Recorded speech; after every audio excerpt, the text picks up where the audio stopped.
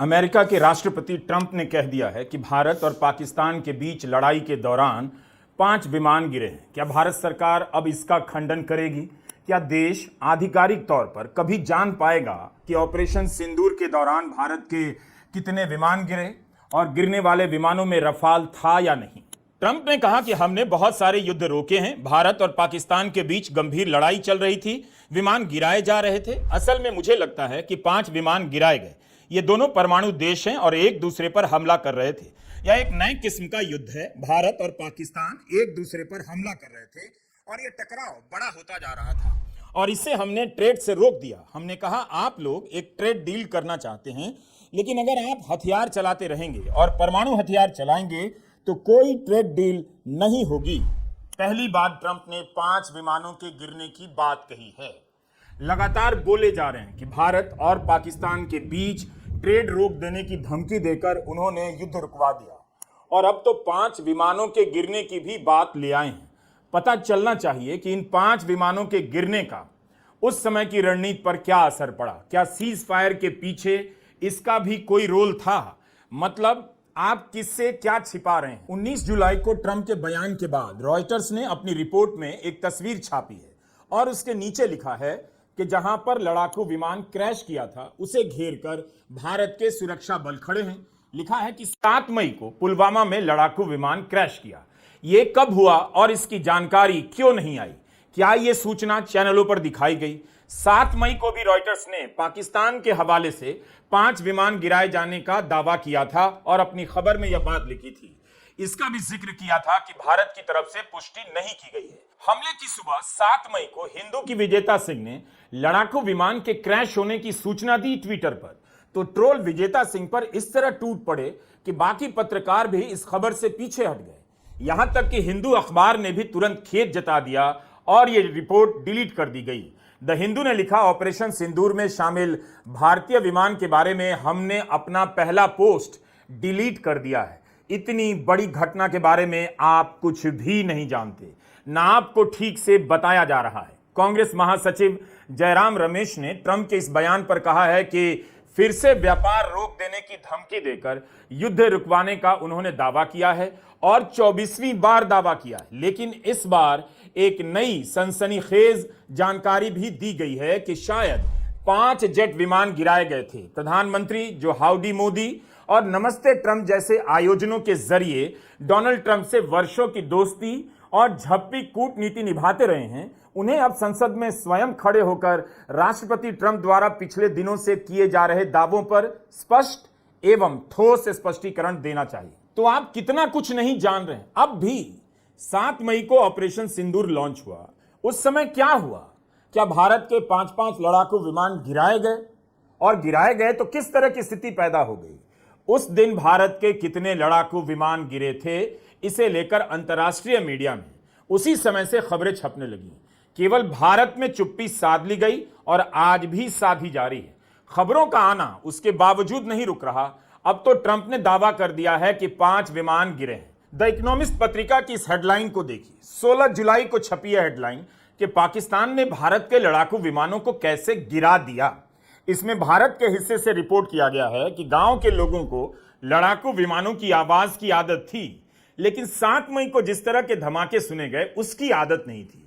लड़ाकू विमान के मलबा मिलने और 2 भारतीय पायलटों के घायल होने के बावजूद सुरक्षित निकलने की बात इस खबर में है। गांव वालों के मुताबिक पास खड़े 2 लोगों की मौत हो गई। इसमें यह भी लिखा है कि भारत सरकार ने इसकी पुष्टि नहीं की।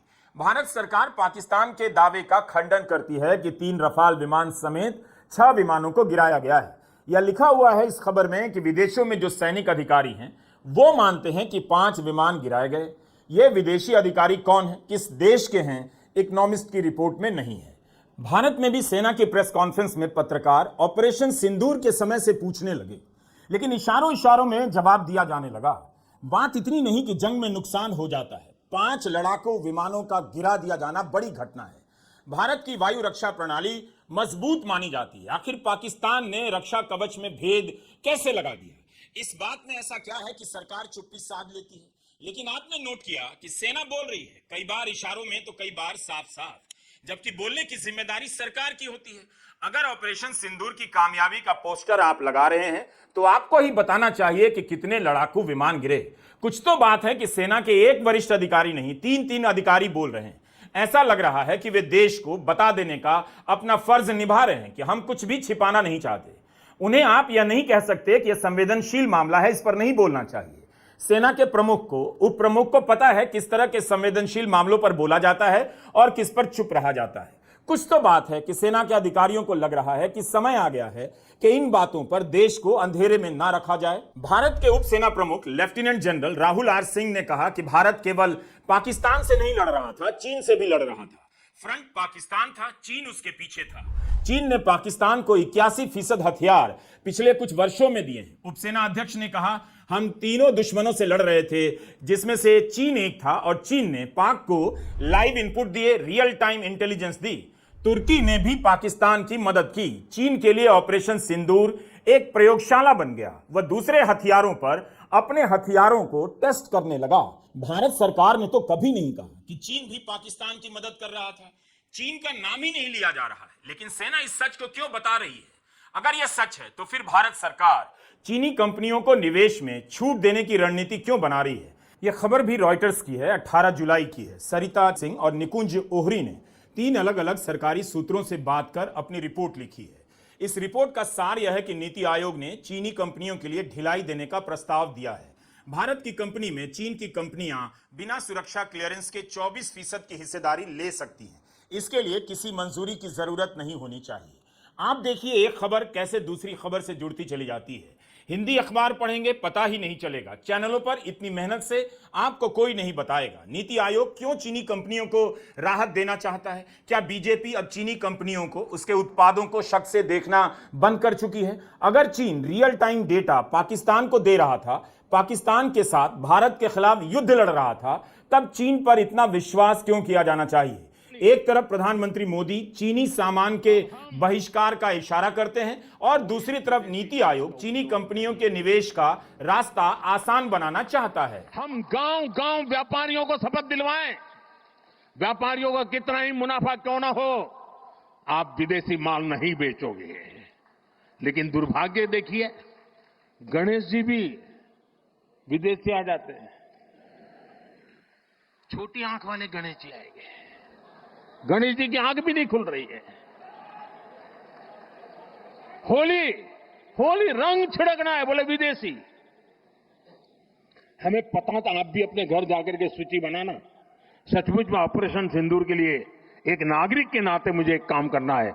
आप घर में जाकर सूची बनाइए कि आपके घर में 24 घंटे में सुबह से दूसरे दिन सुबह तक कितनी विदेशी चीजों का उपयोग होता है। इस बयान का आपको अता पता नहीं व्यापारियों ने कोई सूची बनाई कि नहीं कि उनके घर में कितने सामान देसी हैं और कितने विदेशी। इस तरह की बातों में देश को उलझाया जाता है और खबर कहीं और से आती है कि भारत के 5 लड़ाकू विमान गिरा दिए गए। ट्रंप ने नाम नहीं लिया भारत का, लेकिन 5 लड़ाकू विमान गिराए जाने की चर्चा भारत के संदर्भ में ही हो रही है। सिंगापुर में सेना प्रमुख जनरल अनिल चौहान ने पहली बार स्वीकार किया विमान गिरे हैं, लेकिन कहा कितने गिरे हैं यह जरूरी नहीं, क्यों गिरे हैं यह जरूरी है। इस क्यों का एक जवाब उप सेना प्रमुख lieutenant general Rahul R Singh ने दे दिया कि चीन पाकिस्तान की मदद कर रहा था।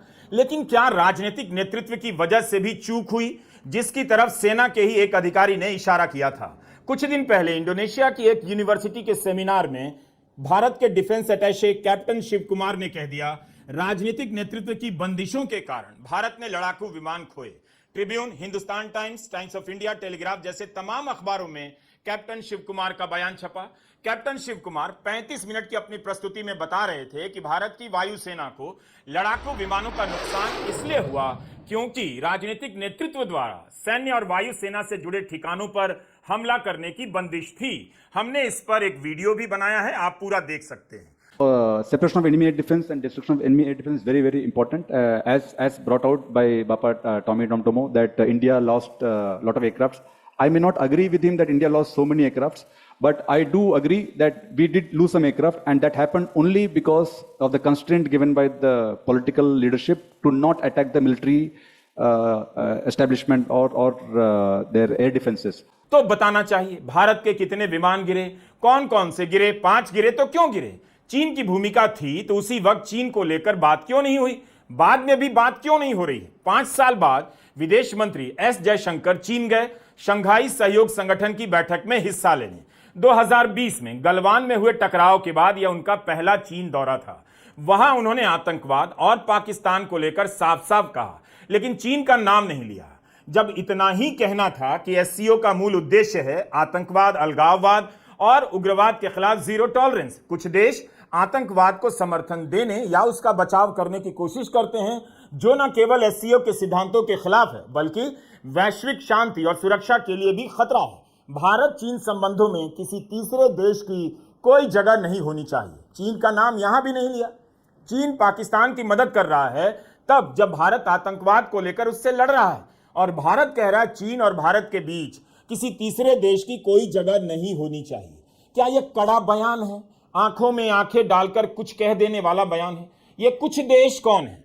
तुर्की के ट्रैवल एजेंट का विरोध शुरू हो गया। तुर्की जाने वालों से कहा जाने लगा यात्रा रद्द कर दीजिए। पाकिस्तान की मदद कर रहे चीन पर चुप्पी साध ली जाती है। क्या यह समझौता नहीं?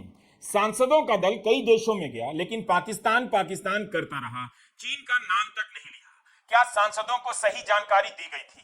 लेकिन भारत के उपरक्षा प्रमुख चीन का नाम साफ साफ लेते हैं कि चीन ने पाकिस्तान की मदद की। तो अब कोई तो बताए कि भारत के 5 लड़ाकू विमान गिराए गए, उसमें चीन की क्या भूमिका थी?